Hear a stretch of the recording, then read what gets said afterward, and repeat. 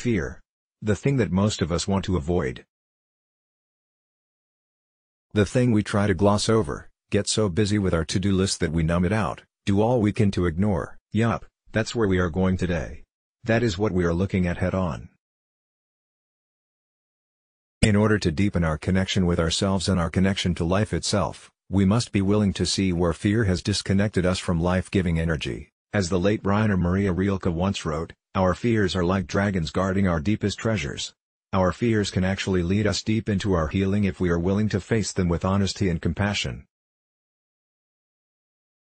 In the face of fear, we really have two options: fuck everything and run, or face everything and rise.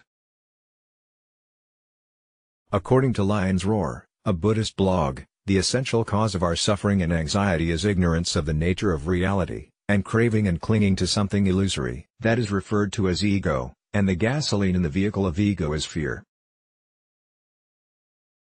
Ego thrives on fear, so unless we figure out the problem of fear, we will never understand or embody any sense of egolessness or selflessness. The article goes on to teach that fear can cause fight or flight. Of course, our goal is to avoid these dichotomies. They are responses to what we see as emergencies, and yet, both are counterintuitive to any real-life calamity. We're not out in the jungle hunting lions, after all. Are there any real solutions to evading emergency responses to fear? Well, the blog states that you can take what the author terms the narrow path.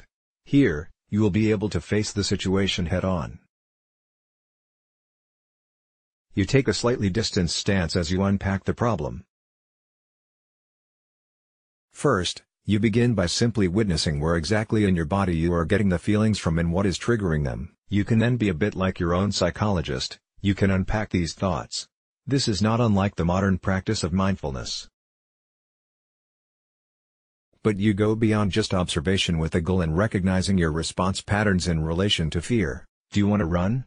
Do you want to fight? Do you want to avoid? In checking in with yourself, you see then how you actually respond to fear. Some people hustle and bustle attempting to rectify the scenario. Still, others find a way to become infuriated. But, ultimately, when you take this narrow road, you are simply an observer. First you recognize the sensations. Then you investigate where they are coming from. Finally, you see exactly how you react to the fear trigger. For this, we will refer to the koan's capping verse. Its poetic expression, "The cave of the blue dragon is ominous. Only the fearless dare to enter." It is here that the forest of patterns is clearly revealed. It is here that the one ripe pearl is hidden. Many ripe pearls are hidden and discovered in the explorations of our fear. Is this fear real and absolutely true? Is this fear based on my past? Is this fear keeping me in my comfort zone?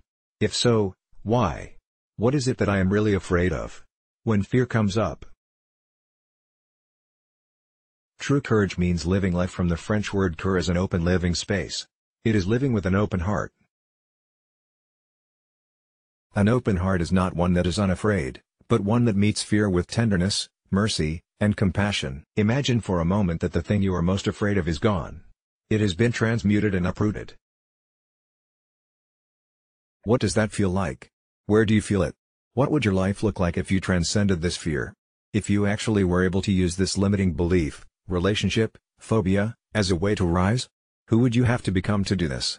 What would you have to let go of?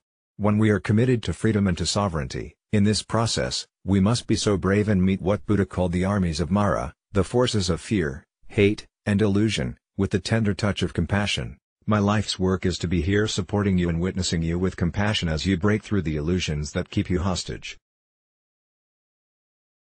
I am here to support you to feel at home in your body and being, and to ignite the nest of your power and purpose. I am here to walk side by side with you as you face everything and rise. Let's block ads. Why?